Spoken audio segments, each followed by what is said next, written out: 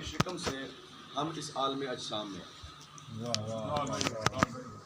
عالم اجسام سے پھر ایک نئے عالم میں چلے جائیں گے. یعنی ہر عالم میں ہماری پیدائش ہوئی.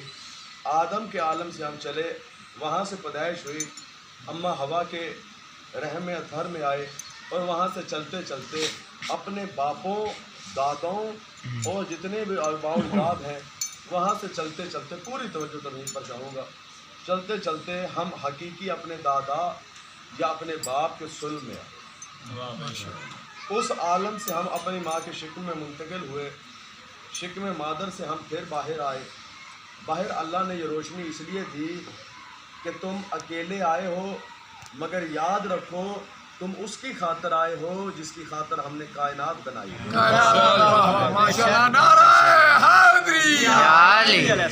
اور پھر تمہیں روشنی بخشی, تم در بدر آتے رہے, شکموں میں صلبوں میں پیدا ہوتے رہے.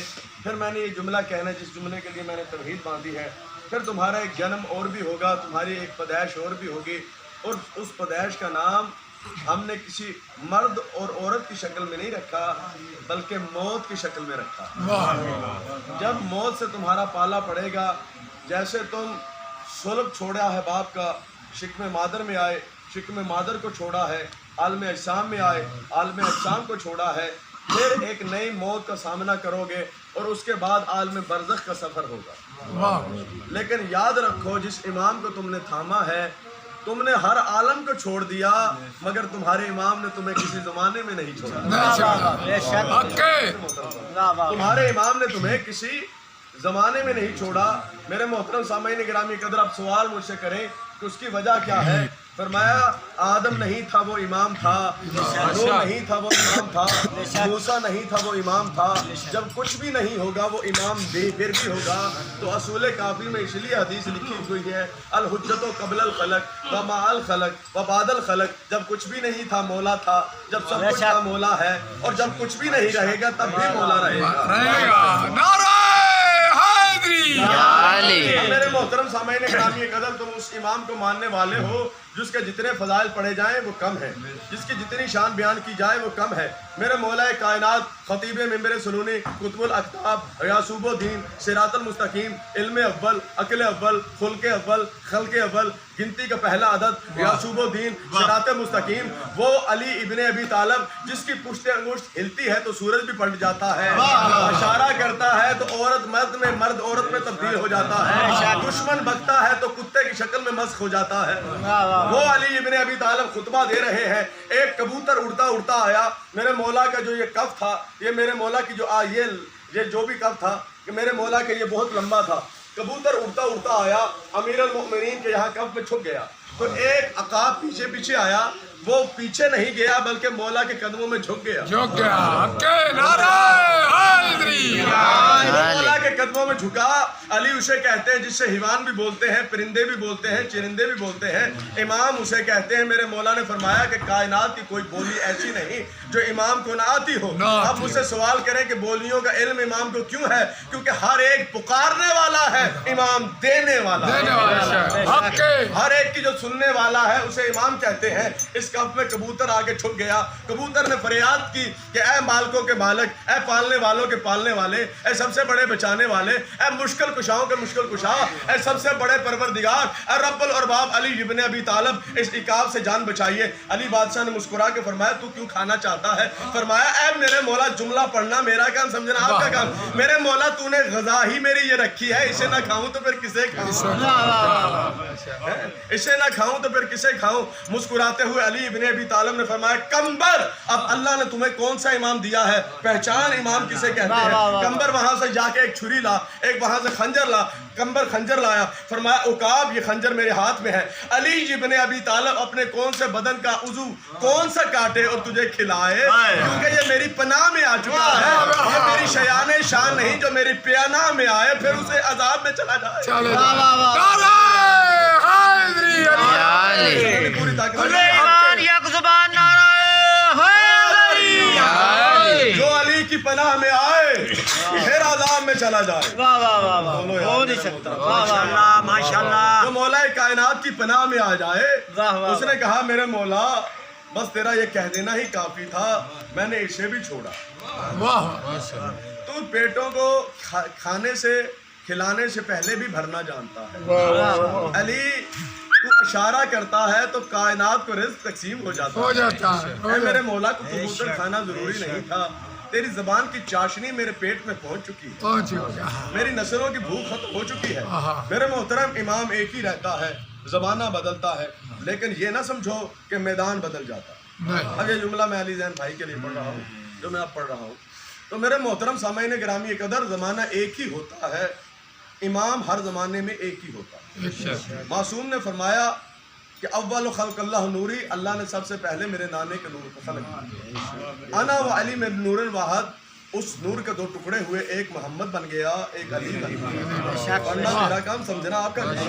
अब मेरे मोहतरम सामईन गिरामी कदर, असल दुश्मनी है मोहम्मद मुस्तफ़ा की, पहुंची है अबू तालब पर।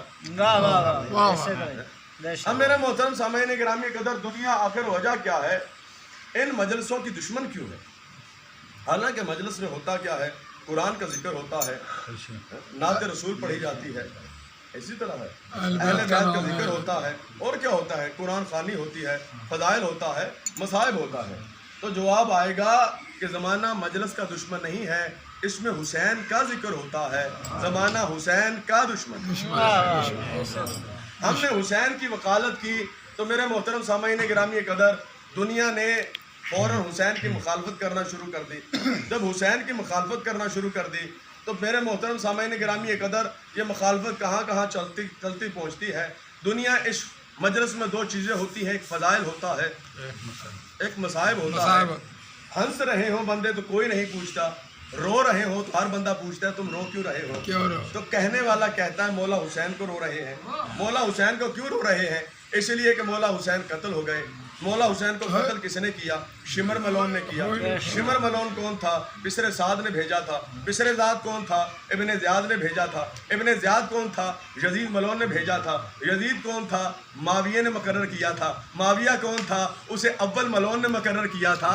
और यजीद को इसलिए बुरा कहा जाता है और दुनिया परेशान हो जाती है, ये लानत चलते चलते नीचे से ऊपर चली जाती है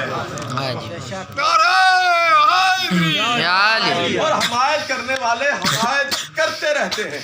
ये ना समझे कि वो इस जमाने में हमायत कर रहे हैं, वो ये समझे कि करबला के मैदान में और सफीन के मैदान में हमायत कर रहे हैं। जुमला बहुत बड़ा था, आप अल्लाह जाने किस ख्याल में है। मेरे मोहतरम सामईन गिरामी कदर, अब ये जुमला इनके लिए मैं कह रहा हूँ, पूरी तवज्जो चाहता हूँ। कैसे हमायत होती बाबर शाह जी? दो बंदे चल रहे हैं, दो बंदे सफ़र कर रहे हैं, सहरा का सफ़र। अचानक सफ़र करते करते एक बंदे ने कहा अली हक, दूसरे बंदे ने मौला अली के दुश्मन फ़िरौन शाम के बारे में ये जुमला कहा। उसने कहा जाहिल, मौला अली सफीन के मैदान में हक था। उसने कहा वो हक था। याद रखिए, जहाँ मानने वाले चले आ रहे हैं वहाँ मुनाफिकों के शयातीन भी चले आ रहे हैं। जो है मेरे मोहतरम, लेकिन हुज्जत उसे कहते हैं जो परिंदे से भी गाफिल ना हो, जो तुम्हारे इशारे से भी गाफिल ना हो, जो ऐसे इशारा किया जाता है उससे भी गाफिल ना हो, जो चलते चलते दिल में पढ़ा जाता है उससे भी गाफिल ना हो। अब सफीन के मैदान में उसने कहा मेरा मौला हक था, उसने कहा वो मलोन हक था। अब मेरे मोहतरम सामईन गिरामी कदर, अब दोनों ने गुस्से के आलम में तलवारें निकाल ली। उसने कहा आज ही फैसला हो जाता है, ये मैदान सफीन का मैदान है, तू उसका मानने वाला है, मैं मौला अली का मानने वाला हूँ। जो जिसको कत्ल कर देगा, मकतूल जो होगा वो बातिल पर होगा, कत्ल करने वाला हक पर होगा। अगर तू मुझे कत्ल कर देगा तो नाउज़ बिल्लाह मेरा मौला होना ही होगा। अगर मैं तुझे कत्ल कर दूंगा तो वो भी बातिल पर होगा, उसके ऊपर वाले सारे बातिल पर होंगे। तो जो है मेरे मोहतरम सामने, अब इधर तलवार निकली। अब जल्दी जल्दी उस जालिम ने पहल करते हुए वार किया। अब मौला अली के चाहने वाले के सर पर वार हुआ। अभी वो जमीन पर तुराब पर गिरा ही था, अबू तुराब मदद के लिए वहां पहुंच गया। मोहतरम पूरी तवज्जो चाहते हो, ऐसे आलम में अली बादशाह ने तलवार निकाली, दो नीम उसे किया, वासिल जहन्नम उसे किया। पूरी तवज्जो जुमले पर चाहता हूँ। वासिल जहन्नम उसे करने के बाद मेरे मौला कायनात ने फरमाया उठ, جب اٹھا تو اشارہ کیا، اس کا زخم ٹھیک ہو گیا، مگر تھوڑا سا نشان باقی بچا۔ میرے مولا نے فرمایا نشان اس لیے باقی بچا ہے، تجھ سے کوئی پوچھے یہ نشان کیسے آیا ہے تو تو کہنا صفین میں لڑا تھا، علی کی نصرت کرتے ہوئے نشان آیا۔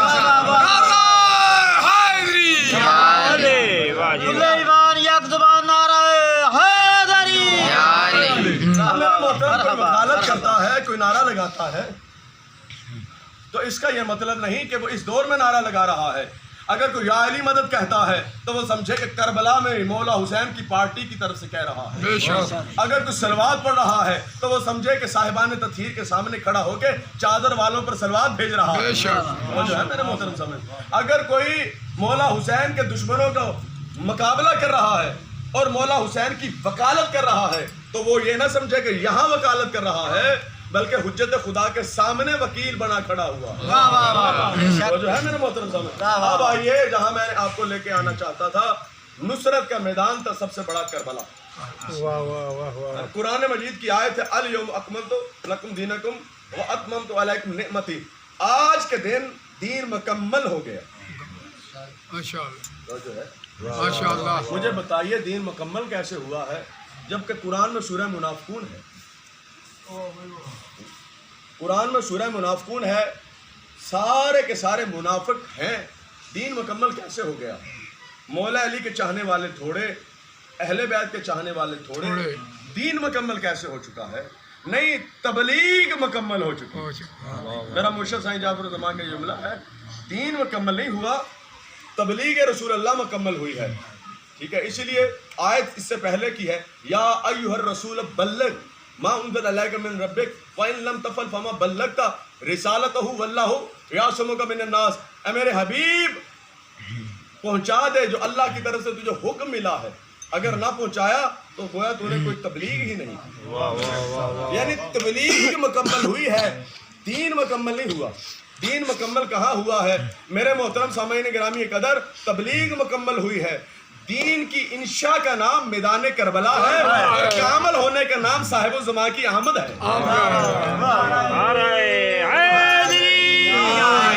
یا مولا یا صاحب الزمان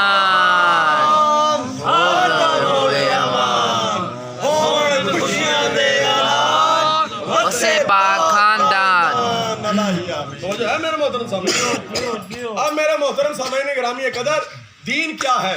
اگر یقین نہ آئے تو پوچھو ولی ہند نے کیا کہا تھا، دین است حسین۔ دین نماز پڑھنے کا نام نہیں، دین روزہ رکھنے کا نام نہیں، دین حج کرنے کا نام نہیں، دین زکوٰۃ کرنے کا نام نہیں، دین احکامات اہلیہ پر عمل کرنے کا نام نہیں ہے۔ تو ایک ہی جملے نے ولی ہند میں فرما دیا کہ دین است حسین، دین کسی اور چیز کا نام نہیں، یا حسین کا نام ہی تو دین ہے۔ بے شک بے شک، دین پناہ است حسین، صرف دین ہی نہیں، دین کی پناہ ہے حسین۔ اب میرے محترم سامعین گرامی قدر، نماز پڑھنے والے کو نمازی کہا جائے گا، روزہ رکھنے والے کو روزہ دار کہا جائے گا، دین دار اسے کہا جائے گا جو امام حسین کے ساتھ اپنے حجت کے ساتھ نسبت پا کے رہے گا، اصل دین دار وہی ہوگا۔ اب میرے محترم سامعین گرامی قدر، مجھے سارے یہ سوچ کے بتائیں، مجلس ایک ایسی مجلس ہے جو غور و فکر کے لیے ہے، تفکر کے لیے ہے۔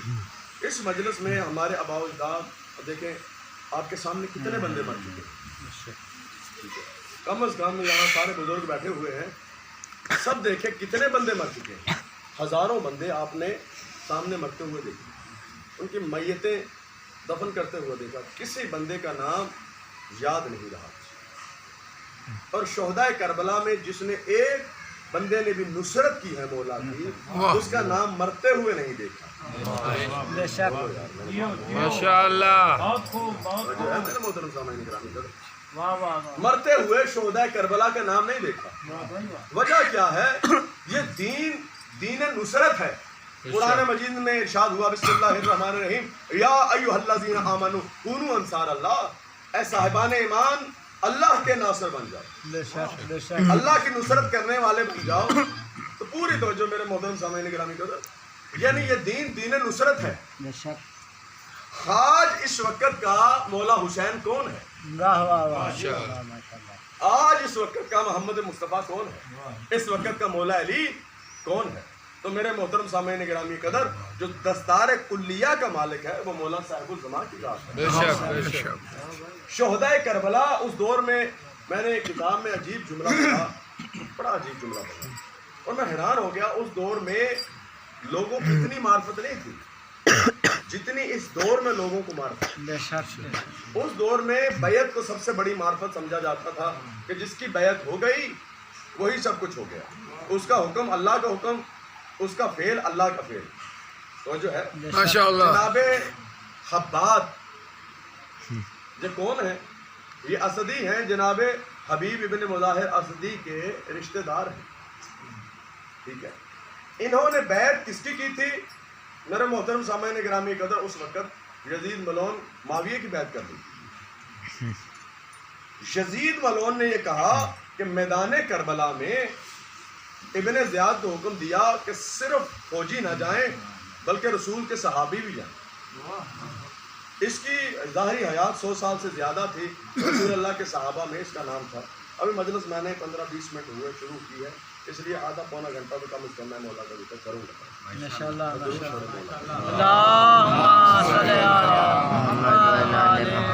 دن چھوٹے ہو گئے, آپ جتنی جلدی آئیں گے مولا کا ذکر اتنی ہی جلدی شروع ہو جائے گا.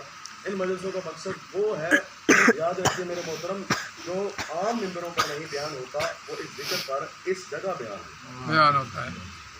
کیونکہ اس دور کا ہم نے اٹھنا اپنے امام زمانہ کے ساتھ, حجت خدا کے ساتھ اٹھنا ہے. تو میرے محترم سامعین گرامی قدر, جب وہ خیمے ادھر پسرے سعد کے لشکر میں تھا تو آخری وقت اسے بھیجا گیا جا کے مولا حسین سے پوچھیں کہ آپ کیا چاہتے ہیں. اور جو واپس آیا تو کریم کربلا کے چہرے کو دیکھا تو مولا نے فرمایا تو تو ہمارے نانا کے صحابی ہے, تو کہاں چلا گیا؟ تو اس نے کہا میرے مولا آنا میرا کام تھا, اب بھیجنا آپ کا کام ہے. میں جنت کو چھوڑ کر جہنم کی طرف کیسے چلا گیا؟ تو جو ہے میرا محترم, تو میرا محترم سامعین گرامی قدر, اس دور کے جو لوگ تھے وہ زیادہ وہ لوگ تھے جو اتنی معرفت کی منزلوں پر نہیں پہنچے ہوئے تھے. ٹھیک ہے. اسی لیے معرفت کی اس کی دلیل میں دینا چاہتا ہوں.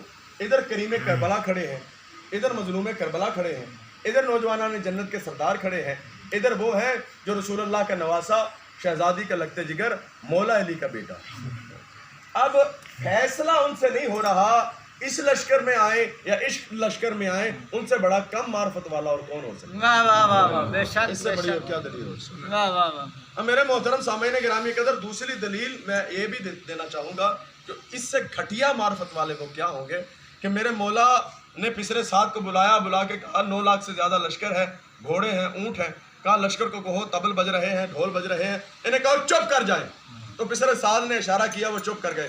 گھوڑوں کی آواز اتنی تھی, اونٹوں کی آواز اتنی تھی, ان کی ہناہٹ کی اتنی آواز تھی کہ میدان کربلا میں کچھ بھی سنائی نہیں دے رہا تھا.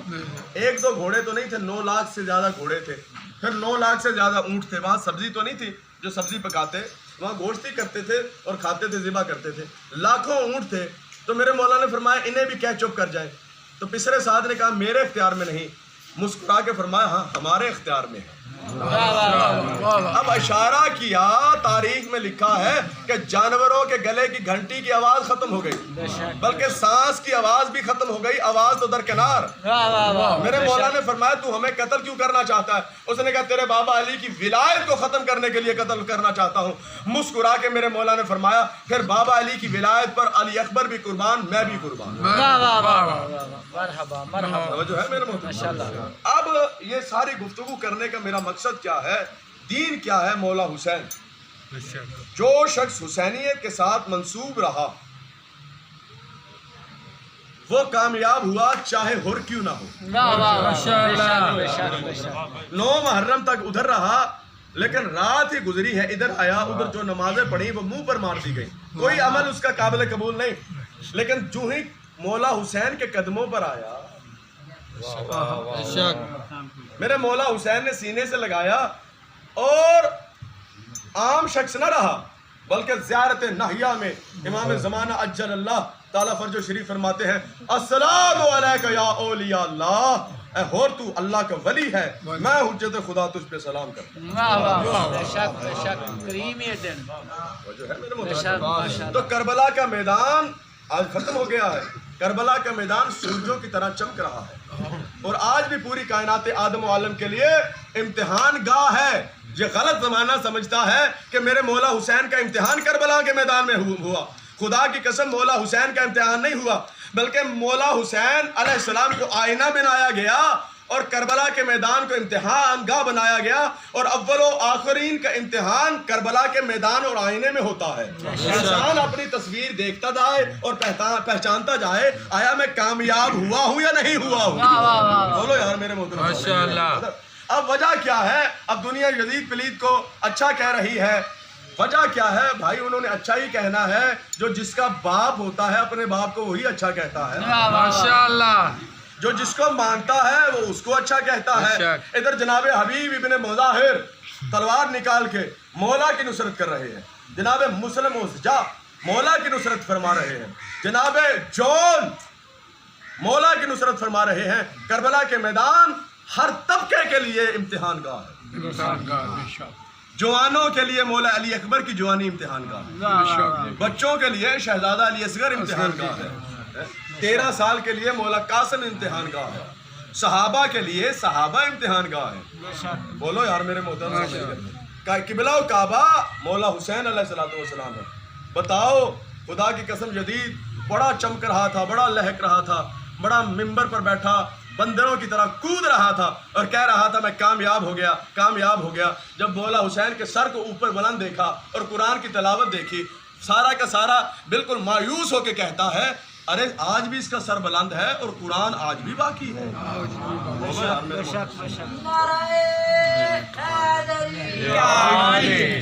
قرآن آج بھی باقی ہے، اللہ کا نظام آج بھی باقی ہے۔ میرے محترم سامعین گرامی قدر، یاد رکھو پوری کائنات آدم و عالم میں میرے مولا حسین علیہ السلام کے دشمن آج بھی ذلیل و خوار ہو گئے ہیں۔ پوری کائنات میں جہاں جہاں میرے مولا حسین علیہ السلام کے دشمن ہیں، نہ ان کی قبر باقی ہے، نہ نسل باقی ہے، نہ باپ باقی ہے، نہ ولدیت باقی ہے، نہ شجرہ نسب باقی ہے۔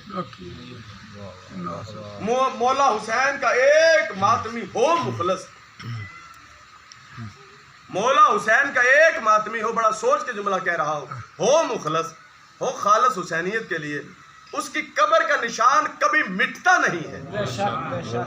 شہداء تو دور کی بات، حسینی تو دور کی بات، مگر شہداء کربلا آج بھی ہیں۔ اور میرا محترم سامعین گرامی قدر، پوری کائنات آدم و عالم میں مجھے بتاؤ یہ اس سے بڑا معجزہ کیا ہوگا؟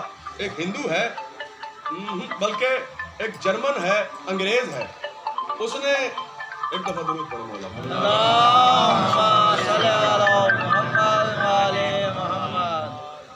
انگریز ہے، وہ کہتا ہے مولا حسین میں تیرا عاشق تھا، کائنات میں تیری ہی ایک ذات ہے جس کی خاطر لوگ کہتے ہیں اس آلے کو، اس زنجیر کو، اس خنجر کو، اس تلوار کو زیادہ دھار اس کی تیز کر دے۔ نصرت حسین کے لیے ہم نے جسم پر جگہ جگہ نشان لگانے، حالانکہ ایک چھوٹی سی سرنج لگائی جائے، ایک سوئی چبھوئی جائے تو بڑا سے بڑا بہادر ڈرتا ہے، کتنا درد ہوگا۔ کیا کہنے حسین، تیرے لیے ہر ایک اپنا اوزار، اپنا ہتھیار تیز کروا رہا ہے، زیادہ تیز کر، ہم نے آج بھی کربلا کی طرح نصرت شبیر کرنی۔ وہ کہتا ہے میں پہلے ہی تیرا عاشق تھا، وہ انگریز کہتا ہے واہ میرے مولا حسین، لیکن میں نے تیرا عجیب معجزہ دیکھا، میں حیران اور پریشان ہو گیا، تو نے کیسا کیسا معجزہ دکھایا، ہر رنگ میں تو نے اعجاز دکھائے، معجزات دکھائے میرے مولا۔ وہ کہتا ہے میں عیسائی ہوں، چرچ بند ہو گئے، مندر بند ہو گئے، پوری کائنات کی عبادت گاہیں بند ہو گئی، پوری کائنات کی ریاضت گاہیں بند ہو گئی، مسجدوں کو تالے لگ گئے۔ کیا کہنے حسین، ابھی تیرے دن آنے والے